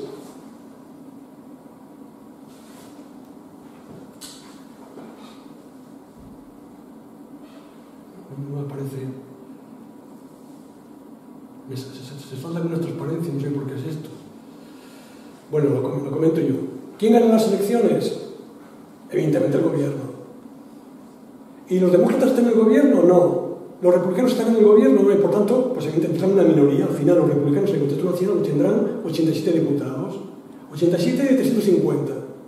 ¿Qué va a ser España? Monárquica. Porque 350 de 350, los republicanos tienen 87, que es la mayor absoluta en Sevilla, en Cádiz, en Málaga, en Alicante. Pero es que en el contexto, en Galicia, en Asturias, en Castilla y León, en Castilla-La Mancha, en Extremadura, evidentemente los monárquicos arrasan. Eso pasa también un poco ahora, ¿no? Respecto a España y Cataluña, ¿no? Madrid, España y Cataluña, ¿no? Entonces pasa un poco el drama de esta orientación de la República, ¿no? El drama es que al final el pueblo tiene mayoría en una parte, pero en el contexto nacional, no, en consecuencia, lo que se institucionaliza es una revolución al gusto del gobierno, al gusto del general Primo, que es más bien un doctrinario que un demócrata. Los unionistas, no son demócratas, sino son doctrinarios. El progresismo de Sagasta es doctrinario.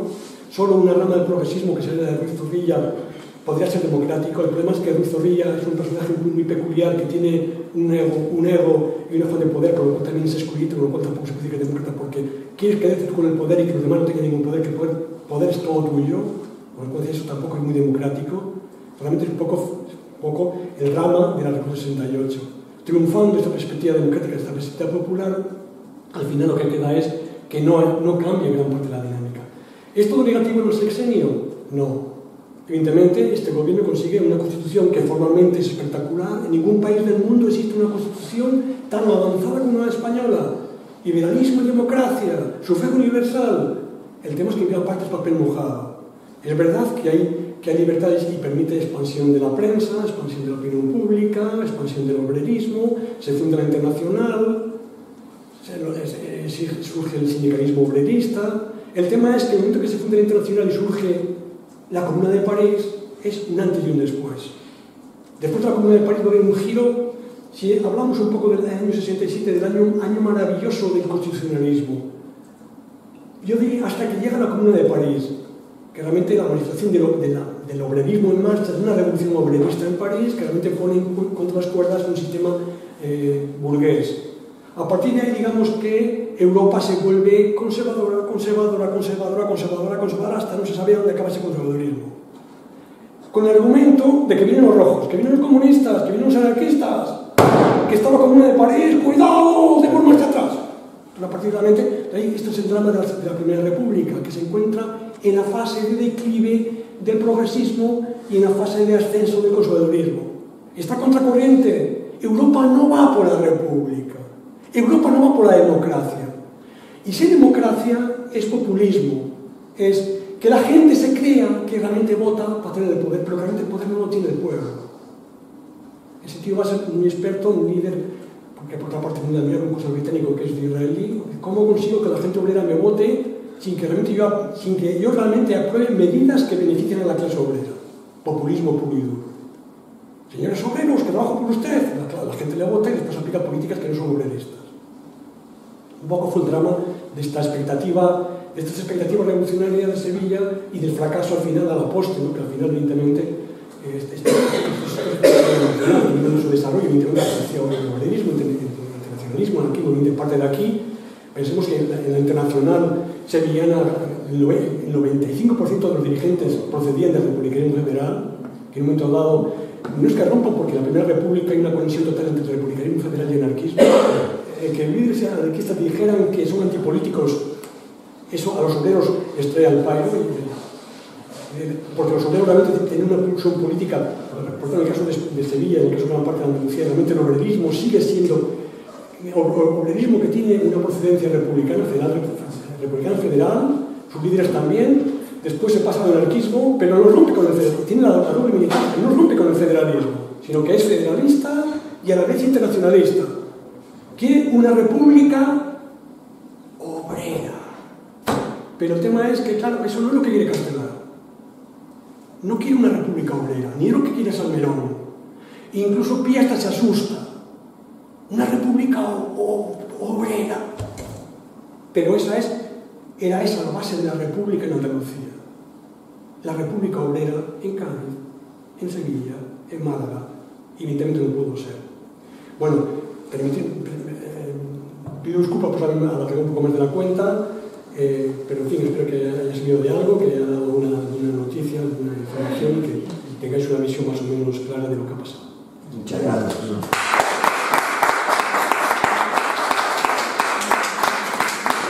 Muchas gracias, Eloy, magnífica.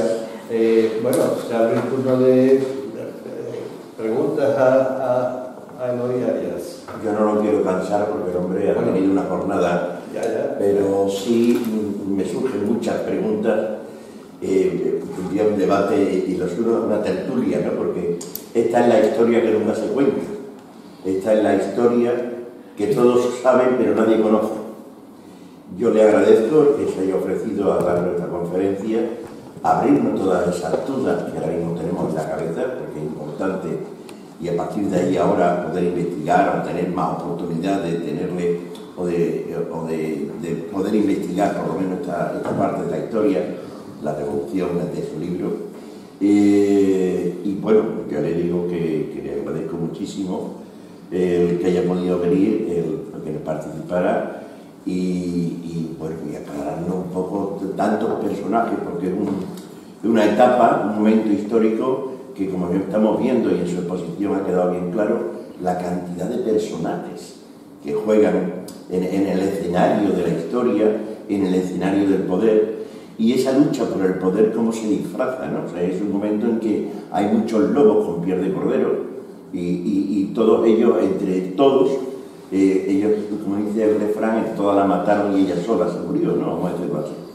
Bueno, pues quiero concluir. Hay una cuestión que, como me he alargado demasiado, debemos estar demasiado, que es el tema es el tema más polémico de todos, que es la incautación de conventos y iglesias. Hasta 57 se incautaron por parte de esta Junta de Revolución esa perspectiva de secularización. Es una cuestión interesante, porque cuando sale un poco de la demagogia es aquí a plantear un poco conventos de monjas con el número de monjas que tiene. ¿Es viable un convento con 13 monjas? Cuando realmente Sevilla tiene un problema. Sevilla tenía los índices de natalidad como el tercer mundo, como Nueva Delhi, por problemas de hacinamiento, eso que era tan bonito de los patios, en fin, lo que generaba era un problema de pestes y de crisis, pero había un problema de espacio. Entonces se plantearon una especie de incautación de esos conventos realmente para abrir la ciudad hacia esas perspectivas, abrir la rehabilitación, pero no quiero hablar simplemente contaros una cosa. La respuesta a esta perspectiva anticlerical, que evidentemente ha habido abusos, por ejemplo, que se derribara el templo de San Miguel fue un desastre, que se acabara con la puerta de Triana, que era una belleza, fue un desastre, pero quitando eso, no es tan incuestionable lo que hicieron. Otra cosa es que no hubiera recursos después para poder seguir. Pero siempre quiero comentar una cosa. La respuesta de un clérigo que es Francisco Mateos Gaos a esta perspectiva es esta, ¿no? La Vindicación de Sevilla, ¿no? Lo comento si es tarde, si alguien tiene interés, me dejáis un correo y lo mando, ¿no? Es interesante porque dice, Sevilla ha caído en manos de estos rojos. ¿Y quién son? Son extranjeros. No puede haber un sevillano, porque el sevillano de pro es católico, no puede hacer estas cosas un sevillano de pro. Son extranjeros, son extraños, que nos han invadido esta multitud de Finta Sevilla, que es esta ciudad mariana, esta ciudad católica, Andalucía, Sevilla, ¿no? Son extranjeros, ¿no? ¿Extranjeros quién? Antonio Machado de Núñez es extranjero, Federico Rubio. Antonio Machado de Núñez, es verdad que no son de Sevilla, será por eso, ¿no? Gran parte de ellos proceden de Cádiz, ¿no? Federico Rubio procede de Cádiz, Antonio Machado de Núñez procede también de Cádiz, pero al final viven en Sevilla y llevan en Sevilla 40 o 50 años viviendo y son profesores de la Universidad de Sevilla, son extranjeros. Comento eso porque este vuelve a aparecer en la argumentación de Vox. Son extranjeros. Es el gobierno socialcomunista, benevolente, son influencias extranjeras, marxismo, comunismo. Son los que realmente traen mal a España. No son españoles. Bueno, ese argumentario ya está, por ejemplo, en esto. Si alguien tiene interés, me deja su correo y lo envío. No tiene desperdicio respecto a este pensamiento ultra, que se plasma perfectamente en este clérigo que es un carlista redomado, es por la parte intelectual muy brillante, pero que es un carlista redomado, y del cual, pues, realmente pondré un poco esta simplemente eso. Acabamos. Muchas gracias. Termino mi exposición diciendo de que, bueno, una de las cosas que ha hecho referencia, como es la ocupación del espacio, el momento político, yo creo que es muy similar, o una continuidad la tenemos en estos tiempos, seguimos todavía en un momento convulso, políticas disfrazadas, y en cuanto a lo que decía de la ocupación de los espacios públicos, lo hemos tenido hace cuestión de 10 años con el Prado de San Sebastián y la Universidad de Sevilla, con esa biblioteca que se quería instalar en un espacio que pertenece a lo común, ¿no? A la ciudad, que todavía se siguen viendo esas posturas, porque estamos hablando del siglo XIX, en el siglo XXI todavía se dan. Bueno, y no me quiero alargar más, por si alguien quiere dar esto, darle las gracias a todos esto. ¿Alguien quiere preguntarle alguna cuestión a Eloy? Yo os he cansado mucho, sí. Bueno, pues si no tenéis nada, recordaros que el próximo lunes comienza la jornada universitaria en el aula profesor Mata Carriazo de la Facultad de Geografía e Historia de la Universidad de Sevilla, y bueno, ya habrá llegado el programa. Ahí tenéis folletos encima de la mesa por si alguien quiere. Y espero que vayáis por allí algún día a una conferencia que os parezca interesante, que son muchas, que hay mucha gente: Gerardo Pisadero, Antonio Manuel Rodríguez Ramos, el magistrado José Antonio Martín Pallín, en fin, ahora no tengo en la cabeza todo, pero hemos conseguido, gracias al comité científico del que Eloy forma parte, yo creo que es un programa bastante interesante, así que les esperamos allí. Muchas gracias. Esta dinámica, las libertades, realmente aquí hay todo ya no solo dignidad, honra, dignidad y sociedad universal, sino que realmente hay libertades y derechos y desarrollados. Por ejemplo, la abolición de consumos para que los precios bajen. Consumos que son un impuesto que se aplica sobre los alimentos. Algo así como si fuera el IVA, ¿no? De los alimentos, ¿no? Bajamos el IVA para que los alimentos sean más baratos. Bueno, pues se suprimen los consumos para que los alimentos sean más baratos. Se suprime las quintas, que era, digamos, una especie de impuesto de sangre, que es el reclutamiento de los sectores pobres, porque los ricos se eximían de ir a quintas, de ir a hacer el servicio militar, mediante pagando unas cuotas, ¿no? Por tanto, ¿quién iba a hacer la mili? Los pobres. Y para un padre era más importante poder exonerar a su hijo de ir a la mili casi que darle educación, porque ir a la mili significaba que tu hijo no volvía a casa. Porque si había una guerra en Cuba, si iba a Cuba, lo más normal es que volviera o muerto o enfermo. No porque hubiera muchas guerras en Cuba, sino porque las enfermedades arrasaban el ejército. En consecuencia, para un padre realmente era más importante intentar eximir a su hijo del ejército que darle educación. Porque si tenía que hacer el servicio militar, lo más lógico es que al final no volviera. Y si volvía, volvía enfermo. Por tanto, como muerto, ¿no? Eso está ahí en ese contexto, ¿no? Supresión de impuestos, liberalización del mercado, acabar con la corrupción, acabar con los privilegios y libertades y derechos desarrollados puntualmente. Libertades de expresión, de asociación, etcétera, etcétera. Realmente esto sí es un programa democrático. Evidentemente Sevilla, digamos, da la pauta, pero no podemos que solo protagonismo sevillano, porque también en Málaga hacen lo mismo, y no es porque Málaga sea influye de Sevilla, sino que todos tienen este pensamiento. Los que eran demócratas tienen este pensamiento, y por tanto son los demócratas de Sevilla, los demócratas de Málaga, de Granada, de Valencia, los que realmente hacen este movimiento. Y evidentemente hay un elemento que les favorece ese contexto, pues plantea esa perspectiva de cuestionar el modelo isabelino, la economía isabelina, plantear una alternativa de economía liberal. De momento, digamos, no se da, o no hay ningún aspecto que habláramos de una perspectiva de democracia social, ¿no? El interés por los trabajadores era nulo. Los trabajadores se lo van a ganar movilizándose ellos, porque nadie les va a dar nada. No hay, en este postulado, en esto que estamos comentando, no hay nada más mínima medida que realmente sea defensa de un salario digno, de hora de trabajo, ¿no? Nada. Eso, a lo máximo, lo que es social sería la abolición de consumos que permiten alimentos más baratos y abolición de quintos que acaba con esa lo llamaban el impuesto de la sangre, ¿no? En el cual el Estado le cobraba la sangre a los ciudadanos pobres. Entonces, es lo que estamos comentando en toda esta dinámica que estamos diciendo. Esta dinámica de influjo democrático, no solo doctrinario, unionista, progresista, conservador, doctrinario, sino democrático, va a ser el que realmente impacta sobre el ayuntamiento y la diputación, porque ya la Junta Revolucionaria controla los nombramientos, este sector radical controla los nombramientos, y por tanto el ayuntamiento que va a salir de ahí, y el ayuntamiento revolucionario estará controlado por los demócratas. Y la diputación provincial también estará controlada por los demócratas. Aunque, como hemos comentado, la revolución particular quiere decir consenso entre los tres, entre los unionistas, progresistas y demócratas. Entonces, y de aquí sale un poco estas medidas que se comentan. Entonces se plantea, digamos, el funcionamiento de eso, indulto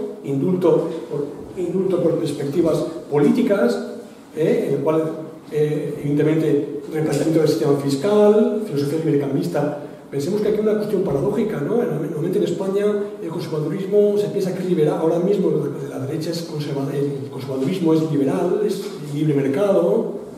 Pues en la tradición española el conservadurismo fue muy intervencionista. En la época de Isabel II, el liberalismo, pensemos que es un estatalismo feroz, pero utilizando el Estado no en una perspectiva social, sino en una perspectiva de dinero público para manos privadas. Es decir, para financiar empresas de gente pudiente. Es decir, como la gente pudiente es apoderada del dinero del Estado para su propio beneficio. Es un poco el estatalismo de la época isabelina. Bueno, pues la revolución plantea esta dinámica que estamos comentando de liberalismo en sentido de libertades y no de estatalismo al servicio de las clases pudientes. Por eso una especie de anomalía o de curiosidad, ¿no? Permitidme un inciso. Estamos hablando de la derecha española, que más bien tendría que ser, más que liberal, pensemos intervencionista. Pensemos en la primera etapa del régimen franquista. El franquismo no es liberal, es intervencionista, es estatalista. ¿Quiénes van a introducir el liberalismo dentro del franquismo? Opus Dei, que a partir de los años 50 introduce el liberalismo dentro del franquismo. Pero pensemos que la sustancia originaria franquista no era liberal. Pero tampoco es lo que estamos comentando. De aquí derivaré un poco de estas dinámicas de confrontación. Evidentemente, ya podéis decir, los sectores conservadores evidentemente van a empezar a denunciar que esto es el caos, que se ya ha caído en manos de los rojos, de esta coalición de progresistas democráticos. Pensemos que al final estamos hablando de gente como Antonio Machado Núñez, que es rojo, ¿no? Al final es un sector de la burguesía que es progresista, pero que realmente no es comunista ni nada de eso. La planta que están comentando. Y en ese contexto evidentemente van a empezar a aparecer las reclamaciones populares. ¿Y cuáles son las reclamaciones populares? Lo que no está en el programa. ¿Qué es? Lo que hemos visto un poco antes en la crisis, ¿no? Que evidentemente que bajen el precio de los alimentos, porque al final se suprimió el impuesto de consumos, pero los precios de los alimentos no bajan porque la especulación hace de las suyas. Por lo tanto, que baje el precio de los alimentos, que haya trabajo para la gente, que se les pague por ese trabajo. Y claro, y el elemento fundamental es ¿y dónde tienen representación estos sectores populares, pequeños artesanos, trabajadores, obreros? Pues realmente no tienen representación ni en la Junta Revolucionaria, ni en el Ayuntamiento, ni en la Diputación. ¿Dónde tienen representación? En la milicia ciudadana, que es los voluntarios de la libertad. Va a ser un centro, los voluntarios de la libertad, que son los que se llama milicia ciudadana, y también va a ser un centro de poder de los sectores más populares. Y evidentemente lo que van a reclamar es armas, porque la milicia sin armas no tiene poder. Probablemente para así defender a estos sectores populares en ese contexto. Va a ser un poco a lo cual la Junta va a tener que hacer frente. Esta dinámica que estamos comentando de confrontación en torno a esa dinámica de reivindicación de medidas. En el caso de los pueblos hay otra reivindicación que en nuestros programas, que es evidentemente el ansia de tierras. No implicaría esto que se plantee una colectivización, en absoluto, ¿no? Sobre esto hay mucha demagogia. Cuando se habla de hambre de tierras, cuando los campesinos ocupan tierras, los campesinos de Écija, de Carmona, de Morón, ocupan realmente tierras, no es que estén en contra de la propiedad privada, no es que sean comunistas y ocupen tierras de propiedad privada. Lo que están realmente es, sobre todo, ocupando tierras que entiende que fueron secuestradas en el proceso de desamortización.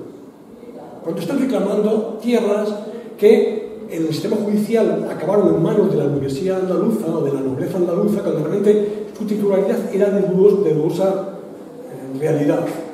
Que su titularidad, la titularidad de esas propiedades realmente no era segura. Hubo mucho de artificio de cómo estos sectores burgueses y nobiliarios hicieron maniobra con apoyo del Poder Judicial para quedarse con esas tierras, quitándose a quién, quitándose a los pueblos. Los bienes de comunes, los bienes de propios, evidentemente eran bienes de la gente, que de pronto ahí viene un burgués o un noble que con el apoyo del sistema fiscal, con el apoyo del sistema judicial, se queda con las tierras. En una parte pues hay hambre de tierras porque hay muchísimo jornalero sin trabajo, con trabajo muy bajo, ¿no? Se reivindica trabajo, se reivindica mejores salarios y se reivindica también tierra, sobre todo no tierra de propiedad privada, sino tierra que entienden que han sido usurpadas, tierras públicas que han sido usurpadas por algunos propietarios. Realmente pensemos que eso incluso queda cuando el SAC, el de Maniareda, ocupa tierras en la transición, no ocupa cualquier tierra, no ocupa tierras cuya titularidad sea certera, sino que ocupa tierras cuya titularidad es cuestionable. En ese sentido es un poco lo mismo, esas cuestiones que plantean, ¿no? Y aquí surge un poco el tema de la radicalización, ¿no? En ese contexto, evidentemente, va a aparecer opinión sobre que el poder, aunque sea democrático, no recoge esto. En otro sentido, van a exigir que se elija una nueva junta revolucionaria que sea realmente reflejo del poder popular, no de un acuerdo político en camarillas, que sale este acuerdo de la junta revolucionaria, sino que sea electa. Que establece esta lógica, cómo se plantea esta lógica. Se elige una segunda junta revolucionaria mediante un sufragio universal masculino. En ese contexto ya realmente quedan fuera la Unión Liberal, que era eliminada, no tiene ningún representante, y evidentemente que no tiene mayor mayoría es el Partido Demócrata, con lo cual realmente refleja las conexiones entre el poder de la Junta, el poder municipal y la milicia ciudadana y la participación popular. Realmente obtiene el poder y esta segunda Junta es netamente democrática. Hay 10 miembros que son demócratas y 4 que son progresistas, democráticos, ¿no? Pero el tema es que la agenda revolucionaria entra rápidamente en contradicción en cómo se institucionaliza la revolución. Hemos visto cómo se hace el pronunciamiento, el objetivo del pronunciamiento es cambiar el sistema político, y cómo se institucionaliza este poder político. Lo que dice la teoría del juntismo, que nunca se logró en el siglo XIX, es de abajo arriba. Cada ciudad elige su junta revolucionaria, que son los que representan la opinión pública en cada ciudad. Las juntas envían sus delegados a Madrid, y en Madrid la Junta Revolucionaria Nacional, digamos, nombraría el gobierno. Eso sería el proceso del juntismo, ¿no? Del juntismo, que es la organización municipalista de base, de abajo arriba. ¿Las cosas funcionaban así? Pues no. Porque incluso en este caso, lo que sucedió es que la Junta Revolucionaria de Madrid, en la cual estaba Rivero, se apodera, sin ser representante de toda España, esto también nos suena de ahora, ¿no? Madrid y España, ¿no? La Junta Revolucionaria de Madrid, sin ser representativa de todas las juntas revolucionarias, porque no ha sido electa por todas, sino que simplemente es la Junta Revolucionaria Local de Madrid, se atribuye a la representación de la revolución, pero no ha sido electa por las juntas provinciales, de la Junta de Sevilla, la de Málaga, la de Granada, no. Ha sido de forma unilateral que la Junta Revolucionaria de Madrid dice que representa a la revolución y, en consecuencia, él nombra al gobierno. Las demás digan, oye, ¿y yo qué? No, el proceso no se hace así, el proceso se hace con participación de todos. Pero se nombra el gobierno, una vez que se nombra el gobierno, ya está todo controlado. En el gobierno, evidentemente, los demócratas quedan fuera, se forma un gobierno con mayoría de Unión y PRIM y algunos progresistas que son ante todo doctrinarios. Por lo tanto, hay un gobierno doctrinario, unionista, progresista, con ausencia de pensamiento democrático, claramente, que es el que promociona una revolución democrática. Ya ustedes se pueden saber en qué va a acabar esto. Un doctrinarismo que dice que es democrático. Pero o el doctrinario es democrático, o crees de verdad la democracia o no crees en la democracia. Evidentemente viene a partir de ahí. Como consigue, evidentemente, primeras medidas, disolver las juntas, pero las juntas serían el mecanismo de representación popular de verdad, de las ciudades, de cada ciudad española. Pues se disuelve, porque evidentemente ya hay un gobierno, ya hay una institución que representa el espíritu de la revolución. Pues a partir de ahí la revolución va a funcionar de arriba a abajo, no de abajo a arriba. ¿Qué es lo primero que va a hacer este gobierno? Evidentemente, disolver las juntas. Las juntas, en principio, son reacias, pero no hay una oposición. Yo diría, un elemento fundamental que es, no hay una oposición porque también van a tener miedo a que una oposición al gobierno provoque una movilización popular, campesina, obrera, en consecuencia, ante el miedo a una revolución social. Si me enfrento a Madrid, puedo dar alas a una revolución social, campesina, obrera, en consecuencia eso no lo quiero. Yo quiero una democracia burguesa, pero no una democracia obrera. Por tanto, en una parte dan marcha atrás y no se enfrentan al gobierno por esta perspectiva, por el miedo a una revolución popular. Y también porque en una parte el gobierno recoge, en principio, en teoría, la teoría democrática la recoge, otra cosa después que va a hacer. Por tanto, se siente, bueno, al final es nuestro programa, por tanto vamos a apoyarlo, ¿no? Porque es nuestro programa. Y también porque el gobierno les da cargos. A estos miembros de las juntas los nombra gobernadores civiles, presidente de la Diputación, alcalde, por tanto los compra con prebendas, ¿no? Mira, usted deja de ser presidente de la Junta Revolucionaria que va a convertirse en gobernador civil. Pero el tema es que has acabado con la revolución. Institucionaliza la revolución, plantea esto que estamos comentando. Pero si os comento, ¿qué es lo primero que va a hacer el gobierno? Que evidentemente, como decía, se me olvidó la frase, es independiente pero no es técnico. El gobierno es independiente, por tanto sería al margen de cualquier opinión política, representaría todas, pero no es técnico, o sea, tiene la suya, tiene su opinión. En uso de ese escepticismo, de ese escéptico, pues va a determinar que España va a ser monárquica. ¿Cómo? Pero la revolución no iba a elegir unas cortes constituyentes en las cuales iban a determinar cuál era el sistema político español. De entrada va a ser ya monarquía. La república queda excluida porque lo ha dicho el gobierno y, por tanto, después vendrán las elecciones, se elegirá un parlamento que ratifica esto y, en consecuencia, la república desapareció. Porque, evidentemente, no se votó, no se pudo votar porque ya se determinó eso. Eso, evidentemente, implicará cómo se institucionaliza el régimen en torno a un sistema formalmente democrático, evidentemente. Se da la Constitución del 69, que es una constitución democrática, digamos la primera constitución que hay en España democrática, pero de una monarquía parlamentaria democrática, con algunos desajustes formales que permiten que se manipulen para que no haya democracia. Es verdad que reconoce libertades y derechos, hay que reconocerlo, es verdad que realmente será la primera constitución democrática que hay en España, reconoce libertades y derechos, sufragio universal masculino, eso es un avance. Es mucho más progresista que la de Cádiz, que siempre se salta como muy progresista. Realmente pensemos que esta Constitución del 68 es un auténtico hito en Europa porque no hay ninguna que sea tan progresista como esta. Es una cosa espectacular, de libertad y democracia. Otra cosa es si realmente hay confianza en la libertad y la democracia, porque el ejercicio del poder después no va a cambiar nada. En todo sexenio, ¿quién gana las elecciones? El que tiene el poder. El sistema vuelve a funcionar de arriba abajo, no de abajo arriba. No hay monarca, pero al final PRIM, O'Donnell o Serrano determinan quién va a gobernar y en consecuencia funciona de arriba abajo. Y siempre el que tiene el poder gana las elecciones. Por tanto, no se cambia la dinámica del mecanismo Schengen. Por tanto, es una democracia falseada.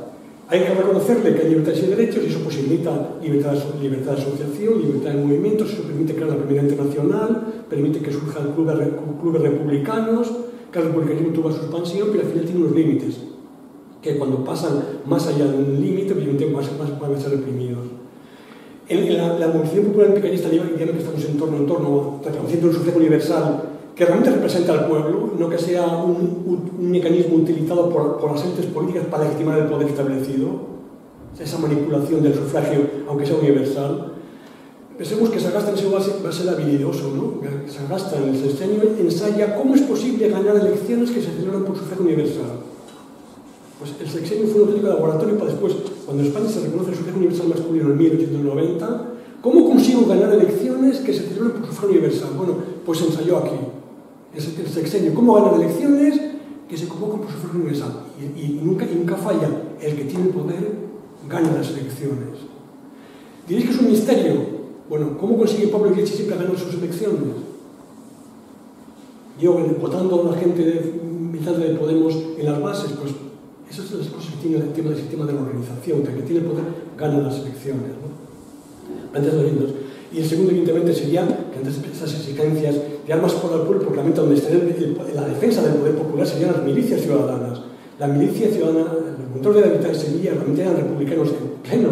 Los batallones que formaron la milicia ciudadana eran republicanas. Claro, ¿qué va a hacer el gobierno? Desarmarlo a la mínima de cambio porque es un peligro. Las milicias ciudadanas de Sevilla, armadas, republicanas, fuera, primero que hacer, hay que disolver los voluntarios, hay que disolver las milicias ciudadanas. El orden público lo defiende la Guardia Civil y el Ejército. Las milicias ciudadanas sobran. Evidentemente está el peligro de esa reivindicación que hemos comentado antes, ¿no? Por una parte estamos comentando en nuestras protestas.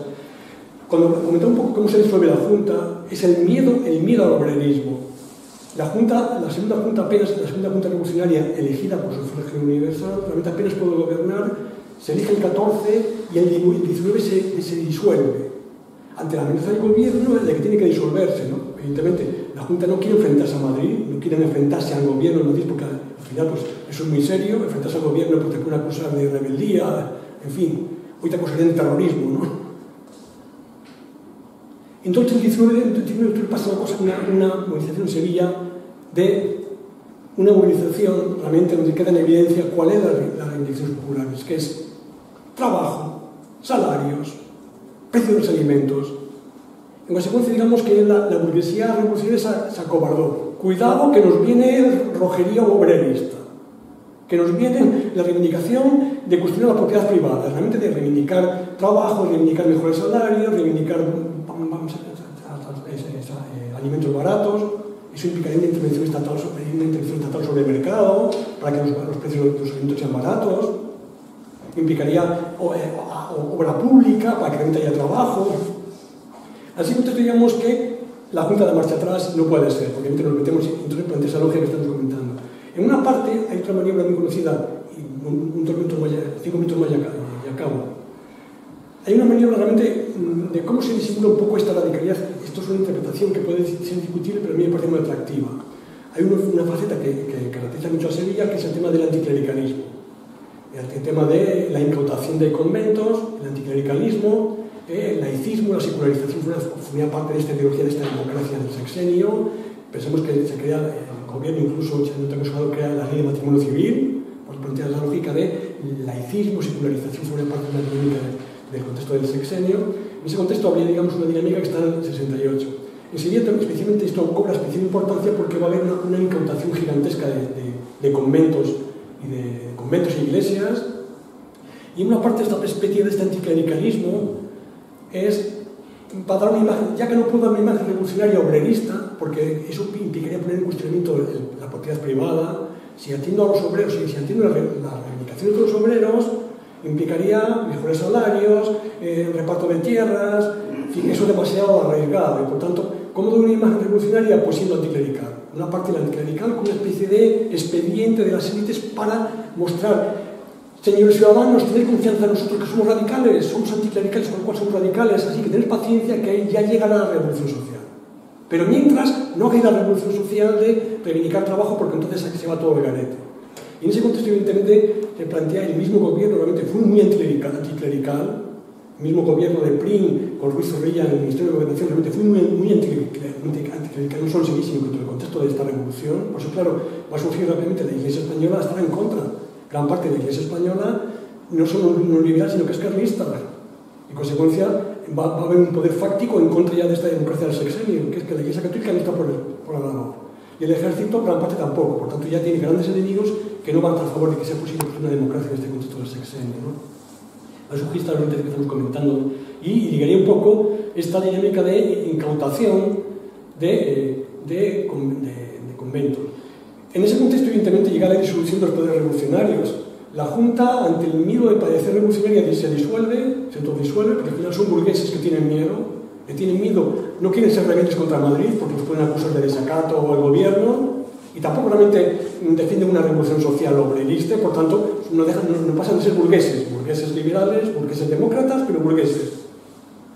Esa lógica. Y lo mismo pasa con el ayuntamiento y con la diputación. No queda más remedio que evidentemente que dar marcha atrás. No puede ser revolucionario porque al final van en contra. El ayuntamiento no tiene recursos.